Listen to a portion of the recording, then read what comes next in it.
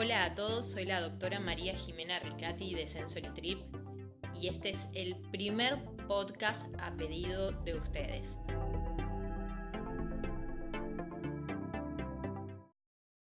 Hoy voy a hablar de las diferencias que hay entre las bebidas industriales y las bebidas probióticas.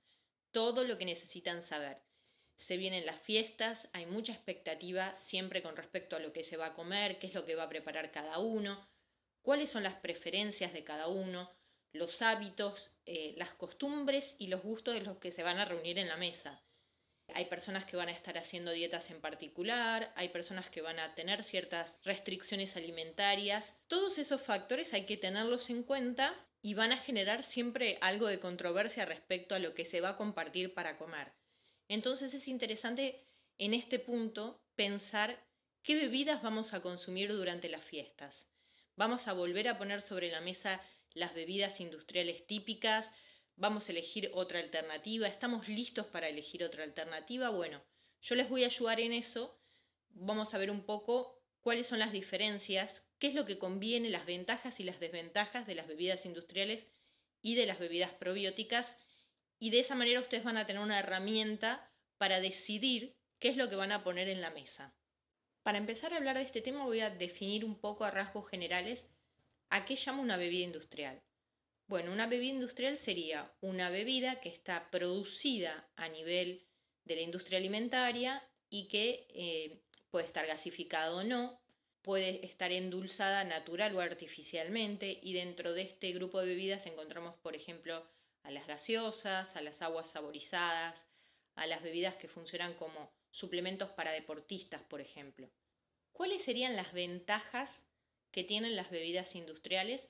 Que obviamente estas ventajas son ventajas que funcionan como ventajas para algunas personas, mientras que para otras pueden no funcionar de la misma manera, ¿no?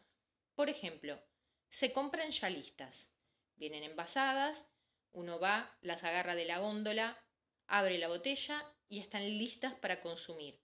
Siempre tienen las mismas propiedades sensoriales, siempre tienen el mismo gusto, siempre tienen el mismo nivel de gasificación, siempre tienen el mismo aroma. Y es un producto que consideramos seguro, es decir, sabemos que no nos vamos a intoxicar si consumimos ese producto, lo que no quiere decir que a otros niveles no sea seguro para nuestro cuerpo, ¿no? Porque la seguridad no pasa solamente por intoxicarse o no, sino que a largo plazo un alimento que enferma, yo tampoco lo consideraría un alimento seguro. Ahora bien, ¿cuáles serían las desventajas que tiene una bebida industrial? Si tomamos, por ejemplo, una gaseosa cola estándar, un vaso tiene más o menos 25 gramos de azúcar. Esto es, para que tengan una idea, el equivalente a una cucharada sopera. Y esa es la dosis máxima de consumo de azúcar diario que está recomendado por la Organización Mundial de la Salud. Con lo cual, cuando tomamos un vaso de gaseosa ya llegamos al límite de azúcar aconsejable. Obviamente, los que toman gaseosas industriales tampoco toman solamente un vaso. Y esto es parte de la estrategia que se esconde en la fórmula misma de la bebida. Otra cosa que desde mi perspectiva es una desventaja, pero que para la mayoría de los consumidores no es así, es que las gaseosas industriales tienen una gama muy limitada de aromas y de gustos. Si yo, por ejemplo, trato de hacer un análisis sensorial de lo que es una bebida cola o una bebida naranja, voy a encontrar que hay aromas, pero esos aromas están limitados en número y digamos que no es fácil hacer que esos aromas combinen bien con otros ingredientes. Es decir, supongamos que yo hago una comida y a esa comida podría ser un plato de pasta, le pongo al lado un vaso de gaseosa cola. La posibilidad de que eso maride, de que haya una buena unión entre ambas cosas, más allá de que es una sobredosis de azúcares, es muy baja, porque el maridaje es posible cuanto mayor es la cantidad de aromas que hay en común entre distintos elementos, ¿sí? Puede ser una bebida y un plato. Entonces, eso para algunas personas puede ser, como ya dije, una ventaja, o para otras una desventaja. Desde mi perspectiva, es una desventaja, porque cuando uno descubre otros sabores y descubre otros aromas, esa bebida parece chata, parece que carece de alma, por así decirlo.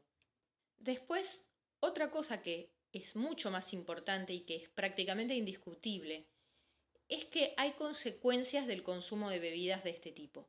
Esas consecuencias generalmente son silenciosas y uno puede consumirlas sin notar ningún síntoma más que hinchazón abdominal, pero a largo plazo sí producen consecuencias y esas consecuencias están relacionadas, digamos, con lo que uno está incorporando en el cuerpo.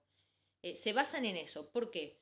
Porque yo incorporo exceso de azúcares y por más que consuma o bebidas que son sin azúcar, estoy incorporando productos que no son productos naturales, productos que tienen conservantes o productos que tienen algunos otros elementos que no son lo mejor para la salud humana, especialmente para la microbiota intestinal.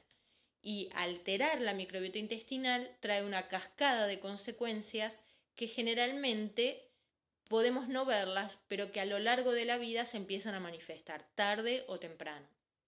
El último punto que podría ser una desventaja es que es un producto estéril, que no aporta vida, ¿sí? O sea, es un alimento muerto, es un producto que carece de vida.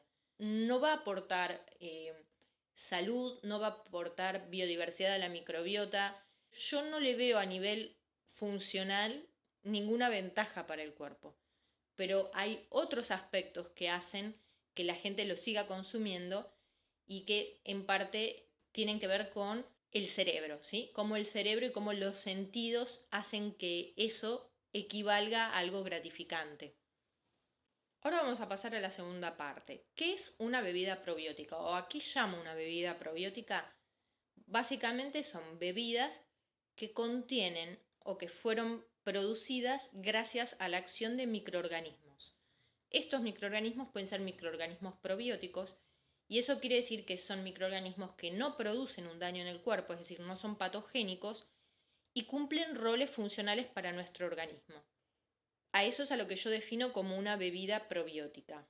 No voy a hablar de lo que son las bebidas lácteas, sino que simplemente me voy a enfocar en todo el resto del grupo que son las bebidas probióticas no lácteas y que obviamente son el producto de una fermentación gracias a la acción de microorganismos específicos. Como dentro de las bebidas probióticas hay muchas bebidas, cada vez hay más, yo voy a resumir algunas como para que tengan una idea de las que voy a hablar y las que voy a utilizar para estas comparaciones. La primera sería la kombucha. La kombucha es una bebida de fermentación natural que se hace en base a una colonia de microorganismos que se llama SCOBY y esa colonia de microorganismos está formada por levaduras y por acetobacterias que están inmersas en una matriz de celulosa. Y la fermentación se produce en base al agregado de azúcar y de té. El té, cuando hablo de té, no hablo de cualquier infusión, sino de el té que proviene de la planta Camellia sinensis, que es el té verdadero, digamos. Después, por otro lado, tenemos el kefir de agua o tibicos también, que es una colonia en forma granular de levaduras, bacterias. Dentro de las bacterias hay bacterias de las familias de los cocos y de los bacillus, en una matriz polisacárida que se denomina kefirán.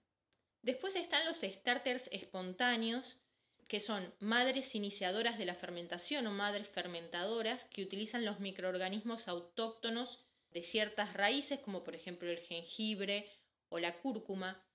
Esta madre, cuando se hace de jengibre, se llama gingerbug, o cuando se hace de cúrcuma se llama goldenbug, y en general están formadas por levaduras, bacterias. Dentro de las bacterias hay cocos y bacillus.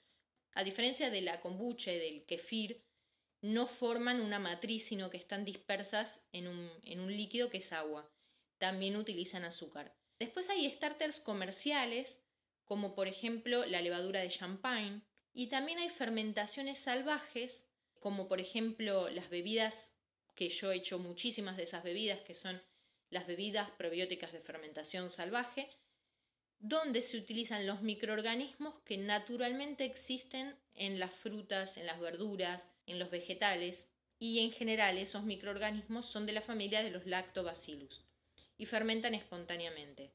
Dentro de todo esto, creo que por ahí como para resumirlo en algo un poquito más sencillo, tanto la kombucha como el kefir son bebidas que se hacen en base a colonias que se reproducen constantemente. Pues uno también tiene que tener en cuenta que hay que compartir esos microorganismos, hay que compartir esas colonias. En cambio, con los starters comerciales o las fermentaciones salvajes, eso es un poquito más simple, porque es como que se hace batch por batch de fermentación y se empieza y se termina. Entonces, esto cerraría un poco el tema de cómo son estas bebidas a las cuales yo me voy a referir ahora, que las voy a comparar con las bebidas industriales, y vamos a ver de nuevo cuáles son las ventajas y cuáles son las desventajas. ¿Cuáles son las ventajas entonces de las bebidas probióticas? Son artesanales, están producidas por una persona. Esa persona puede ser alguien de la familia, puede ser un amigo, puede ser un emprendedor, puede ser alguien que dé un taller de fermentados y te dio a probar esa bebida. Tenemos una cara asociada a ese producto, seguramente. Hay alguien detrás de ese producto, alguien real, alguien que le puso su tiempo para que consumamos ese producto, o nosotros mismos que lo hicimos para nosotros. El costo de producción es un costo bajo. Dependiendo qué ingredientes utilicemos, el costo puede ser más bajo que el de una gaseosa industrial, o el costo puede ser similar o puede ser más bajo. También va a depender si uno compra una gaseosa industrial en un mayorista o no. Pero bueno, el costo podría ser un beneficio, sobre todo si hay personas que se dedican a tener huertas urbanas o a tener huertas pequeñas y no quieren tener un desperdicio de alimento. Entonces las frutas que por ahí no son aptas para la venta, ellos las pueden utilizar para hacer fermentaciones, o a veces alguien que tiene un árbol y que produjo mucho y que no llegó a vender te puede regalar. Y muchas veces eso es algo que prácticamente tiene un costo cero para el que lo recibe, porque más allá de agregarle un poco de azúcar, no hay nada demasiado complejo más que el agua, la botella, en fin. Otra de las cosas que considero que es una ventaja de las bebidas probióticas es saber que tenemos una idea muy precisa de cuáles son todos los ingredientes. Obviamente podemos elegir, y eso va a ser de acuerdo al bolsillo de cada uno, si vamos a utilizar en lo posible materias primas de buena calidad, que sean de comercio justo, que hayan sido producidas en condiciones éticas, libres de agroquímicos, de sustancias que puedan generar un daño en nuestro cuerpo. Que seamos conscientes de la proveniencia de ese alimento y de a qué estuvo expuesto ese alimento. Otro de los puntos que también es importante es el tema del azúcar, porque hay distintas calidades de azúcar y uno puede elegir qué calidad utilizar. Pero más allá de eso, ese azúcar que nosotros le ponemos no va a ser un azúcar que nosotros vamos a ingerir en nuestro cuerpo, sino que va a funcionar como si fuese el sustrato, el nutriente que va a utilizar la bacteria o la levadura para producir los bioproductos que son consecuencia de la fermentación. Por ejemplo, los ácidos, el dióxido de carbono, bajos niveles de alcohol etílico. Entonces, el azúcar no es que la vamos a incorporar a nuestro cuerpo, porque podríamos decir, pero entonces también estás consumiendo azúcar. Yo no consumo ese azúcar, lo consumen los microorganismos y lo metabolizan. Entonces se transforma en otra cosa. De todas maneras, si uno utiliza un azúcar que es de buena calidad, un azúcar no tan refinada, a veces eso aporta un sabor adicional que está muy bueno y a mí me parece que juega a favor. Otra de las ventajas es que la bebida probiótica se puede preparar al gusto de cada uno. ¿Eso qué quiere decir? Que dentro de toda esta gran familia de bebidas probióticas, que va más allá de, como les decía, de lo que es la kombucha o el kéfir, sino que hay muchas otras cosas que también se pueden hacer, es que cada metodología, cada una de estas metodologías va a dar una bebida que tenga un perfil sensorial ligeramente distinto. Es decir, si yo parto de los mismos ingredientes, ya sea azúcar, agua, cierta fruta en particular, y la someto a distintos métodos, que puede ser hacer kombucha, hacer kefir o hacer una fermentación espontánea, los resultados que voy a obtener, si bien van a ser similares, van a ser ligeramente distintos. Entonces, esto implica que hay una diversidad muy amplia que se abre y que nosotros podemos elegir la metodología que nos resulte más fácil, que nos resulte más ahorradora de tiempo si queremos, o que dé el gusto que a nosotros nos gusta.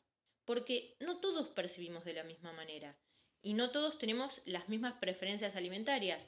Un poco como consecuencia de lo que es la industria alimentaria, creemos que nos tiene que gustar a todos lo mismo, pero no necesariamente es así. Entonces, para despegarse de eso, hay que también encontrar qué es lo que a uno le gusta, qué es lo que a la familia de uno le gusta, o al grupo en el cual uno se mueve, con quien quiere compartir algo que uno prepara, y enfocarse en eso. Es un redescubrimiento. Por otro lado, esto también permite que podamos utilizar ingredientes que van a ir variando de acuerdo a dónde estemos, a la localidad y de acuerdo a la estación del año. Entonces no nos vamos a aburrir, no va a ser siempre lo mismo, va a ser algo distinto. Está bien, habrá personas que quieran que sea siempre lo mismo y es respetable, pero para los que no quieran que sea así, piensen que con la estación, cuando cambia, vienen frutas nuevas, vienen aromas nuevos y hay nuevas fermentaciones que pueden probarse. Otra ventaja que tiene la bebida probiótica es que, como dice la palabra probiótica, probiótico quiere decir por la vida, que favorece la vida. Entonces, las bebidas probióticas tienen microorganismos probióticos, por lo tanto es un alimento vivo. Es decir, durante la fermentación las bacterias van a sobrevivir, las levaduras van a sobrevivir. Y cuando tomemos esa bebida van a formar parte de lo que es la biodiversidad de la microbiota intestinal. Entonces, otra ventaja adicional sería que los microorganismos probióticos lo que hacen es mejorar la biodiversidad de la microbiota, porque si yo lo consumo en forma permanente o a lo largo del tiempo y ya me tomo la costumbre de consumirlo a lo largo del tiempo, voy a notar que hay cambios en la salud. Y esto es beneficioso. No se enferman tanto, o van a ver que no desarrollan enfermedades que aparecen con la edad, pero también son beneficiosas para personas que sufren ciertos trastornos que pueden ser a nivel intestinal, a nivel hormonal o incluso a nivel metabólico. Hay muchas enfermedades que se producen por alteraciones en la microbiota y esas enfermedades o esos trastornos pueden revertirse parcialmente o notar mejorías en los síntomas consumiendo este tipo de bebidas. ¿Cuáles podrían ser las desventajas de las bebidas probióticas? Creo que la principal desventaja es el prejuicio cultural que existe hacia los fermentados. Cuando vimos fermentados ya hay como una especie de paralización y de neofobia a este tipo de alimentos. Entonces, eso es algo que va a cambiar con el tiempo. Yo creo que va a cambiar porque muchas personas cada vez se están abriendo más a probar, a entender y no pensar que producir un alimento fermentado es hacer algo que carece de higiene. No es así. O sea, la fermentación es un método seguro y es un método milenario para preservar alimentos. Y es así que las civilizaciones evolucionaron y llegamos a donde estamos ahora. Otra cosa que podría ser una desventaja y que al menos muchas personas me lo han referido como una desventaja en algunos workshops es el tiempo que necesitamos para poner a punto esta metodología, para aprender a hacerla y finalmente para hacerlo. Quizá lo más trabajoso es ponerlo a punto y perderle el miedo y entender cómo es que se hace y tomarle la mano. Pero una vez que eso ocurre, que esa etapa de aprendizaje, que siempre el aprendizaje es un proceso caótico, una vez que pasamos esa etapa, es algo que se hace automáticamente, es súper simple, no hay problema para hacerlo. Yo creo que al principio, y que muchas personas siempre me dicen lo mismo, me falta el tiempo, no tengo el tiempo de hacerlo, pero yo creo que una vez que uno le toma la mano y que empieza con algo simple y que después entra en otras cosas más complejas, ahí es donde la situación rinde sus frutos favorables. Otro punto a tener en cuenta y que algunas personas también me lo han referido este punto particularmente, es el mantenimiento de las madres fermentadoras o de los scobies o de los tibicos y el tiempo que eso requiere, pero más allá es decir, bueno, me voy de vacaciones, ¿qué hago con esto? ¿A quién se lo dejo? ¿Lo puedo dejar en la heladera? Las preguntas que aparecen. A mí en lo personal, por ejemplo, fermentar con tibicos o fermentar con kombucha, como a veces tengo que viajar, me resulta ligeramente un contratiempo. porque no me gusta tener algo a lo cual no le pueda dedicar el tiempo suficiente. Por el contrario, las fermentaciones salvajes en las cuales yo tomo la fruta, las mezclo con agua y con azúcar y lo pongo a fermentar, es un proceso que se inicia el día 1, termina el día 5, por así decirlo. Es muy poco el tiempo diario que le tengo que dedicar, consumo la bebida y ya está. Me olvidé de la historia. Si quiero volver a hacer, reinicio de cero. No hay un mantenimiento y creo que en mi caso fue algo que jugó muy a favor para darle tanto uso o aprovechar este beneficio de las bebidas de fermentación salvaje. Y porque además me brindan algo único cada vez. Los microorganismos de las frutas que yo utilizo no siempre son los mismos, va a depender de la fruta, de dónde vino esa fruta, de qué región. Eso es algo muy importante y que tenemos que tener en cuenta también. Cada ecosistema va a dejar una marca en eso que nosotros vamos a consumir. Es como una marca invisible. Podemos sacar provecho de eso o no. Otra cosa que puede ser una desventaja de las bebidas probióticas es, por ejemplo, el contenido de cafeína que puede tener una kombucha. Y esto, si bien a la mayoría de las personas puede no producirle ninguna alteración, hay personas que son particularmente sensibles a la cafeína, que les puede producir palpitaciones a nivel cardiovascular, pueden a veces producirle ansiedad o alteraciones en el sueño. Entonces, para esas personas, la kombucha por ahí puede jugar en contra. Un vaso de kombucha tiene más o menos 25 miligramos de cafeína. Para que ustedes tengan una idea, si lo comparan con un café expreso, que es un café muy chiquitito, un expreso tiene 75 miligramos de cafeína. Algo que puede utilizarse como idea para mejorar este tema de la cafeína es tener en cuenta que las hebras de té, que también son fermentadas, durante este proceso de recolección, fermentación y manipulación, van a tener distintos grados de cafeína, de concentración de cafeína. Por ejemplo, el té blanco es una hebra que tiene muy poca cantidad de cafeína, o sea, dentro de todos los que son los niveles de cafeína que una hebra de té puede tener, es la más baja. Después viene el té verde, después viene el oolong, que es un té semifermentado, y después viene el té negro, en ese orden. Entonces, si utilizamos un té blanco o un té verde, esos son tés que tienen menor concentración natural de cafeína en la hebra. Otro problema que puede generarse es el tema de la acidez. A veces cuando hacemos las bebidas probióticas, sobre todo mi experiencia cuando probé distintas kombuchas, algunas fueron extremadamente ácidas y puede pasar, por ejemplo, que algunos disfruten de eso, de esa acidez, pero para algunas personas que tienen trastornos gástricos o trastornos esofágicos, ese nivel de acidez puede ser contraproducente. Entonces, tendrían que optar por otras bebidas de fermentación natural, otras bebidas probióticas, por ejemplo las fermentaciones salvajes, donde es más fácil controlar el nivel de acidez. Entonces, habría que ver de todas maneras si esa persona podría consumirlo o no. Pero en tal caso, si uno es sensible a la acidez, a ciertos niveles de ácido de consumo a través de una ensalada, que puede ser el vinagre o una kombucha, eso es algo que eventualmente se puede mejorar también.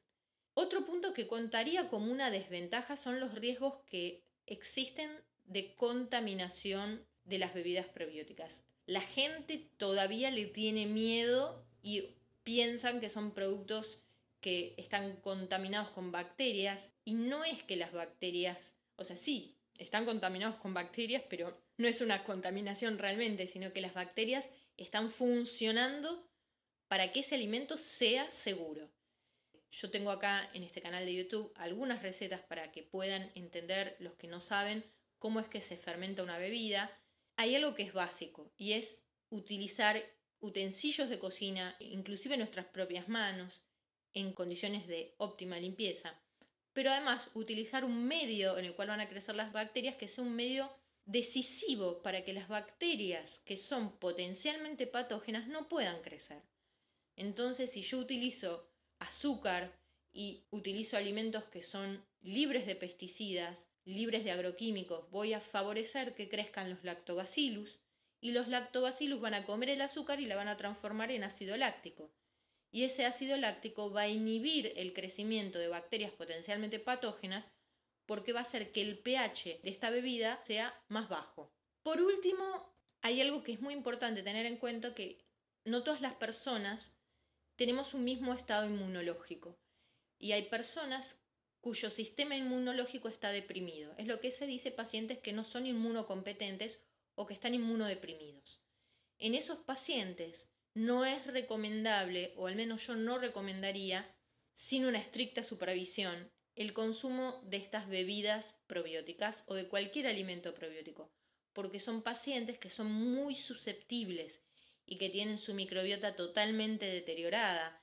Entonces, cualquier mínima alteración produce consecuencias. Entonces, solo en ese caso yo creo que podríamos decir que hay un limitante verdadero. Bueno, espero que les haya sido de utilidad este video. En conclusión, ya tienen una idea de cuáles son las ventajas, las desventajas, qué elegir, cómo animarse, y si tienen ganas de leer algo, si quieren aprender más del tema, yo les dejo acá en la descripción del video algunos links, algunos libros, algunos artículos, y también hay más información en sensorytrip.com. Hay algunos artículos que también les dejo para que puedan leer. Y obviamente, si tienen alguna duda, alguna consulta, o si quieren contarme cómo fue su experiencia con las bebidas de fermentación natural, las bebidas probióticas, pueden dejar su comentario en este video. Hasta pronto.